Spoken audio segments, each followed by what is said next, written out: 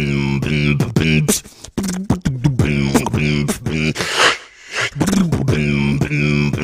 and gentlemen. Joe.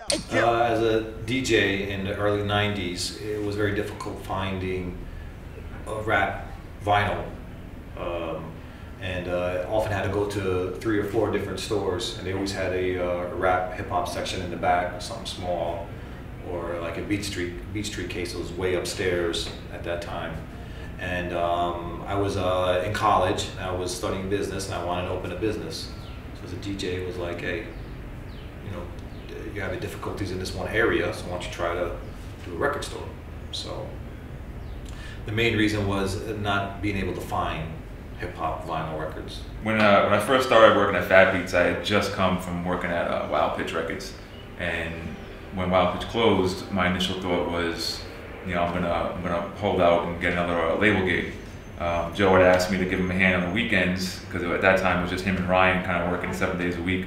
So I was like, all right, you know, no doubt, I'll give you a hand on the weekends, and just the company just took off. You know, it was just like the amount of business we were doing, and just being in that environment, it was just like, you know, I couldn't leave. You know, it was just from the weekends, it then became during the week, and then, you know, within a year of me being there, we were ready to move locations. You know, so we moved to a bigger spot in New York, and it was just so much work. You know, it was just like, and I'm always one of the type of people that, you know, if there's work to be done, I'm going to do it. So it was like, it was just so much stuff that we were building. It just made sense to keep going with it, and, you know, we just created a whole empire, I guess you can say, that you know, we didn't really know exactly the extent of what was going on at the time, but you know, it was a good thing. I think overall, what I get out of Fat Beats is the whole do-it-yourself mentality in the independent scene as we know it, because there's always been independent records around. I mean, even a lot of the first records we took in the store, when you think about it, they were independent. Like, you know, like your you know, Payday Records or Blunt Records. I mean, they might have had some bigger distributors, but they were independent records. So it was a different scene, though, than the scene that Fat Beats created. You know, and it's like, and when when '95 came around, and you know, you had all these groups like Arsonists and Nonfiction and Juggernauts and Company Flow and Natural Elements.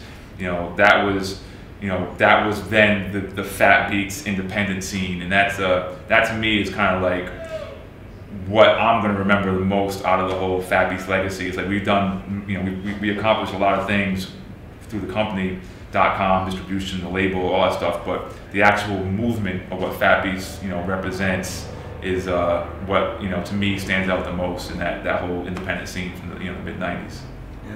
Yeah, I agree. I mean, there was a lot of people that were involved in this sort of community, but it was because Fat Beats had the independent store that, you know, labels like Palace Records would be able to say, like, you know, I want to sign some groups that a major wouldn't sign, because then at that time majors, you know, if you weren't selling over 100,000 units, they weren't really that interested. So you had this gap of groups that like have fans and can do decent sales, but no major wants to mess with them because they want to sell, you know, so much more than they can.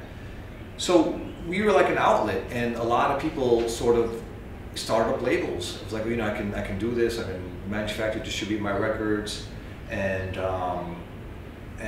make some, you know, make a living out of it and have fans. And like the groups you mentioned, all of them were like literally, you know, a lot of them worked at Fat Beats. You would see them there all the time, and it was a place to display your skills. And this was before the internet, so like word of mouth would get out there, and you would hear about, like, oh, I heard this guy rhyming or that guy.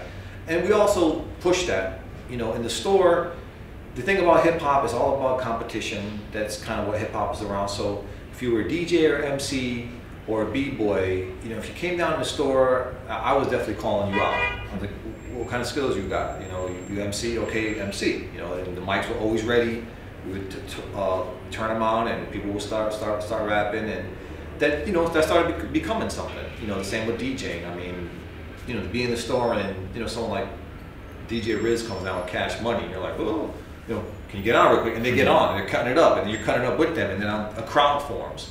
And that was an everyday occurrence. Mm-hmm. You know, and I think that's you know, the legacy, because like whenever I explain to people that Fat Beats was a hip hop company, more so than a company that sold hip hop, you had to be there to experience that. You had to be there doing that. Like, I mean, if there was room to b-boy, somebody would b-boy. And when we opened up the New York store, the Space, they had events there with kids dancing, you know, right there.